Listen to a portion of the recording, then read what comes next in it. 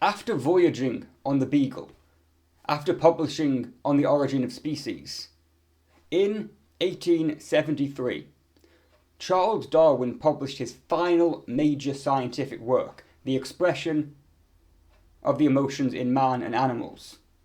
In this book, he claimed that evolution can explain emotions. This was at the very beginning of the field of psychology. One fascinating thing about this book is it allows you to find out how the field of psychology, particularly the study of emotion, has progressed since then in the intervening 150 years. So what I'm going to do is I'm going to tell you which ideas did and did not hold up. I'm going to tell you what Darwin got right and what Darwin got wrong about emotions.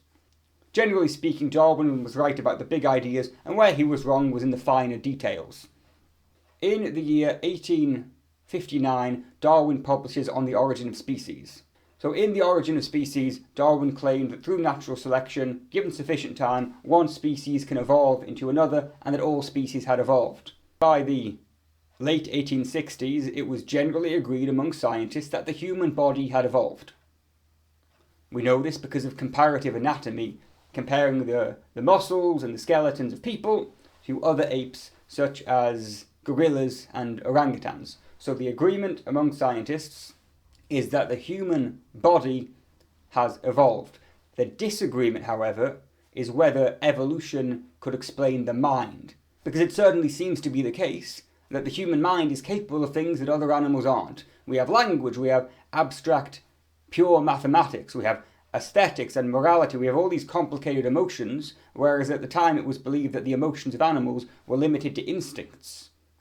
There were prominent, well-respected scientists such as Charles Lyell and Alfred Russel Wallace, who claimed that evolution could explain the body but not the mind, and that what had happened is that the human body had evolved, splitting off from the other apes in accordance with natural selection, and then what had happened is that God had intervened, and through supernatural divine intervention, God had placed the human mind into the ape-like body. It was a position that Darwin rejected for two reasons. First of all, he thought that evolution could explain the mind, and second, he thought it was cheating. He said, look, if you are a natural scientist and you are trying to explain the natural world, then you should limit yourself to natural explanations. So what Darwin did in the 1870s is he wrote The Descent of Man, which was about human evolution, and as he was writing it, he wrote quite a bit about emotions, and the chapter about emotions kept getting bigger. He decided that the section on emotions should be his own book, The Expression of Emotions in Man and Animals. And in this book, he's making one central claim, is that how people express their emotions in terms of facial expressions and body language is innate, it's built in, and it's explained by evolution. Some of the book is a bit encyclopedic, and it goes step by step explaining which particular muscles, particularly muscles around the eyes, the pyramidals and the corrugators and the frontalis, listing which muscles are involved in different emotions, and he's using the work of Guillaume Duchenne. So Duchenne was an anatomist, and what he basically did is he used electrodes to activate different muscles in people's faces to find out which muscles were associated with different emotional expressions. What I'm going to focus on are the big ideas of what Darwin got right and what Darwin got wrong. And there are two big ideas that he got right. One big idea that Darwin got right is that the expressions of some emotions are innate, are built in.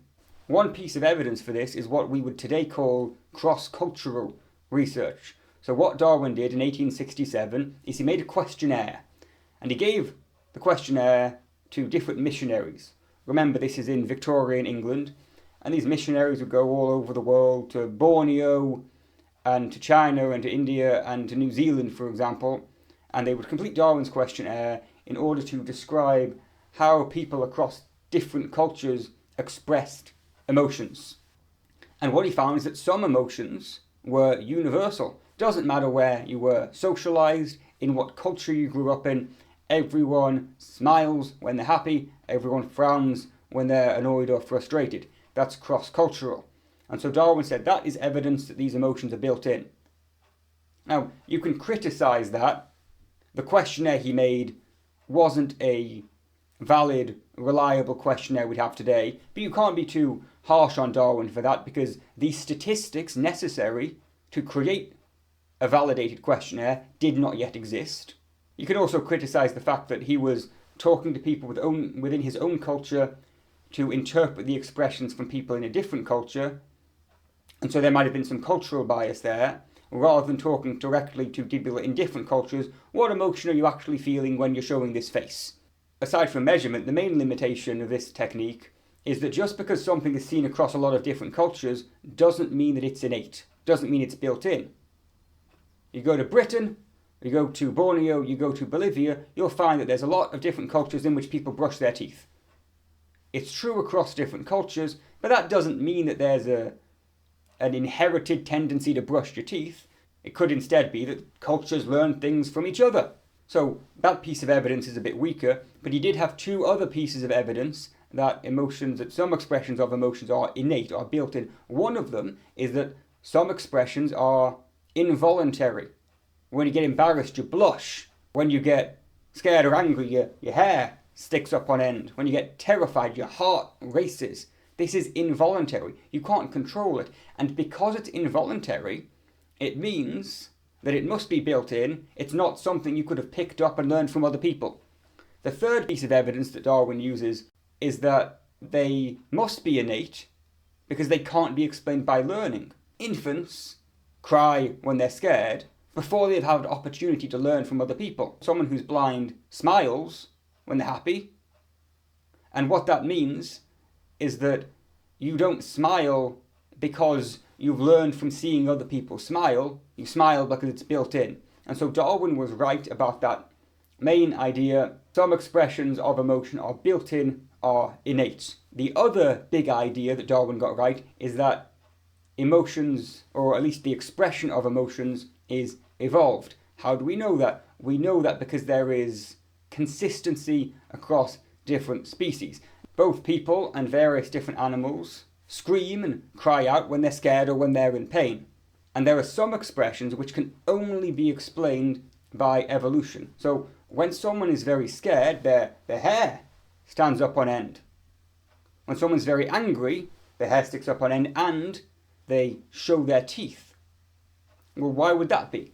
If people were created in their current state, not having evolved, but instead created in their current state, then it would make no sense whatsoever for someone's hair to stick up on end on their arms and for them to show their teeth when they're angry. There's no advantage whatsoever. However, you see in a lot of different animals, you see it in apes, you see it in monkeys, you see it in cats, you see it in dogs.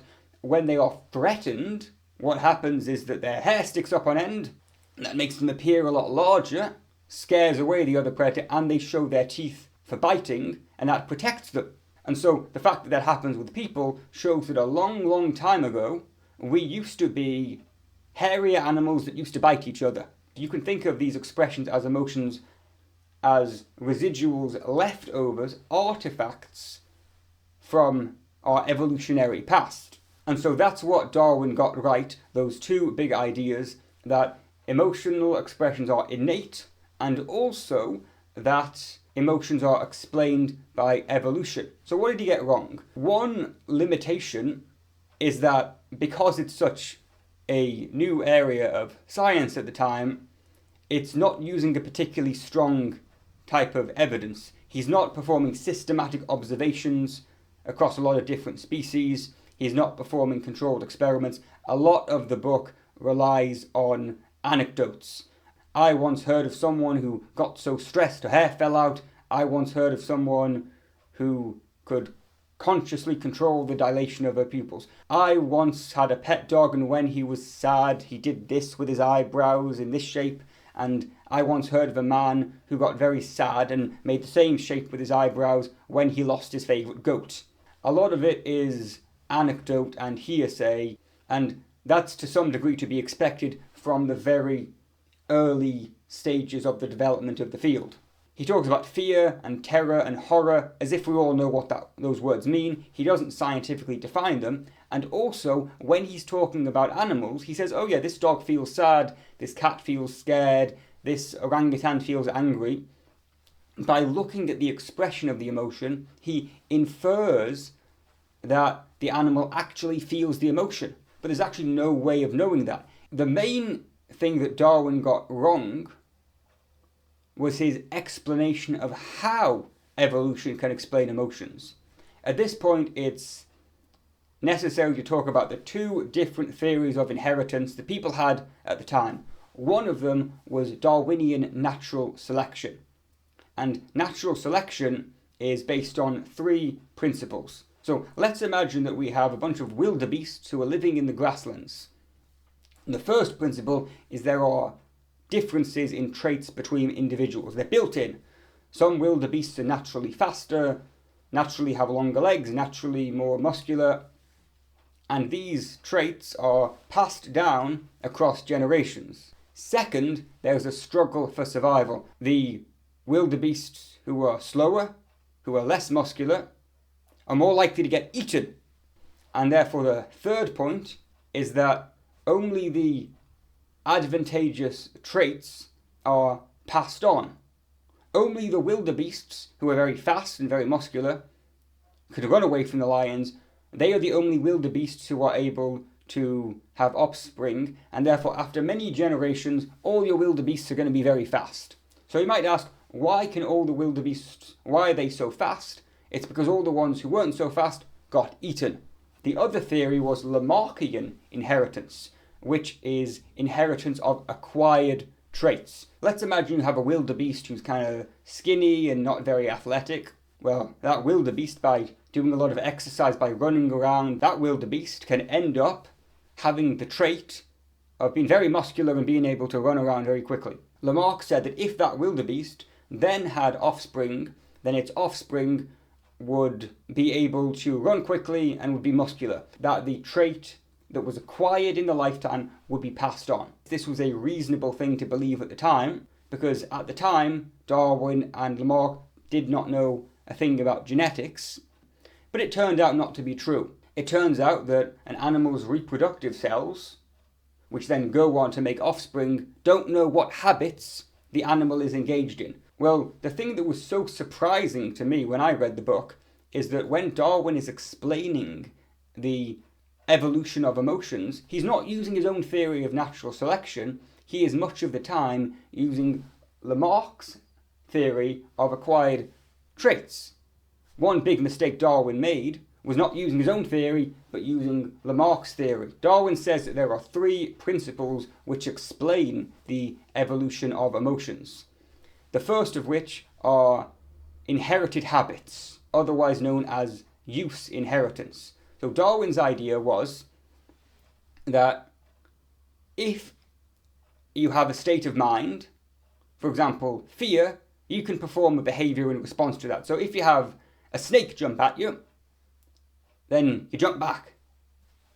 Well, Darwin believed that what happened during the evolutionary past is that when a snake or a predator jumped an animal, that animal would jump out of the way, jump back. It was conscious and it was a voluntary action. So fear associated with that voluntary action, that it would happen so regularly, so often that it would become a habit. So fear, jump back. It happened so often that it ended up becoming built in. Fear, jump back. And then it was passed on as an inherited habit. So it starts out voluntary, then it becomes involuntary, then it gets passed down as an involuntary inherited habit, so that now, when something jumps at you, you jump back when you feel fear, automatically. He thought that the raising of the hair when you're angry or you're scared worked on the same principle. He believed that in the past, animals were able to voluntarily raise the hair on their body to protect themselves. So I'm going to protect myself if I feel scared or I feel angry. I will voluntarily raise the hair on my body to look big and scary. So that happens so often that the emotional state became habitually associated with that behaviour, happened so often that it became automatic, and then it was inherited, and now we do it involuntarily. The second principle Darwin had was he called the principle of antithesis, which is that if you have a state of mind, an emotion, which is associated with a particular habit, inherited habit, then the opposite state of mind, the opposite emotion, will be associated with the opposite habit. So if a dog is angry, then its muscles are very tense. Therefore, the opposite of that is that if a dog is happy and docile, its muscles will be very relaxed. In people, if someone is angry, then their muscles are very tense, their shoulders are squared up. However, if someone doesn't care at all, they just shrug their shoulders. So that was Darwin's theory of the shrug. And those two principles are based on inherited habit. And it turns out that's completely wrong, because habits can't be inherited. Darwin would have been right, however, if he had focused on his original theory, which is natural selection. So those actions can best be explained instead by natural selection. The animals that don't jump back, the animals that don't naturally automatically raise their hair, are more likely to get eaten, more likely to get attacked, less likely to reproduce. And so Darwin was right that these actions were inherited, that these expressions were inherited, but he was wrong to use Lamarck's theory rather than his own. The third principle Darwin had was he called the principle of nerve force. And at this point, it's worth remembering that this is very early in the field of psychology, especially biological psychology. This is before Walter Cannon discovers the role of adrenaline. This is before Hans Selye discovers the role of cortisol and the stress response. So he splits emotions into two types. Exciting emotions, which are associated with excitement in the body, tense muscles, faster breathing, higher heart rate, such as anger and some instances of fear, compared to depressive emotions, which are not associated with excitement in the body. That's similar to, more recently, Russell's model of emotions in, I believe, the 1970s and 80s. You can split emotions into high versus low physiological arousal. So what Darwin says, if you feel an intense emotion such as anger or fear, you will have a lot of what he calls nerve force, and the nerve force will flow through your body. What he's really talking about is the stress response, but he didn't know that at the time. Darwin also said that the nerve force will flow in accordance with your habits. So if you have the inherited habit, when you're angry, to hit things, then if you feel angry and you have a lot of this nerve force flowing, it's going to direct you to do all the gestures that you're about to hit things. I think that there are two main lessons that we can learn from this book. The first lesson is that Darwin was right about the overall idea. Emotions, or at least the expressions of emotions, are explained by evolution. Evolution can explain emotions. He was right about that. The second thing that we can learn about this is a bit about the history of science. Even a great scientist like Darwin is just a person, and what people are doing as scientists is they're throwing out a lot of different ideas, and some of those ideas will turn out to be right and some of them will turn out to be wrong. And at the time of writing, Darwin didn't know which of those ideas would be right or wrong. 100 years from now, it's possible that a lot of the scientific theories we have now will turn out to be wrong. The good thing about science is it comes up with all these different ideas and then it tests them. In science, there is no argument from authority. We don't agree with something just because Darwin said it. And so the great thing about science is that we can keep what Darwin got right. When Darwin said something right, we can accept that. But when Darwin said something that turned out to be wrong, we can reject that. And through that scientific process, that's how the field of psychology, and in this case the psychology of emotions, has been able to progress over the past 150 years.